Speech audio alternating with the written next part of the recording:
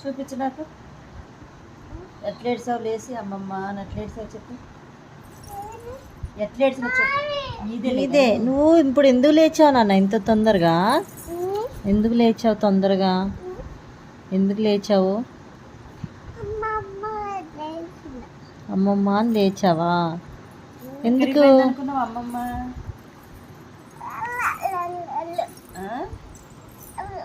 అశ్వాపురం పోయింది అనుకున్నావా? ఎందుకు నీకు చెప్పకుండా పోయింది అనుకున్నావా? నీకు చెప్పే పోతా కదమ్మా. నువ్వు వస్తావా నాతోటి అశ్వాపురం? ఎవరున్నారు అక్కడ? అక్కడ ఎవరెవరు ఉన్నారు చెప్పు.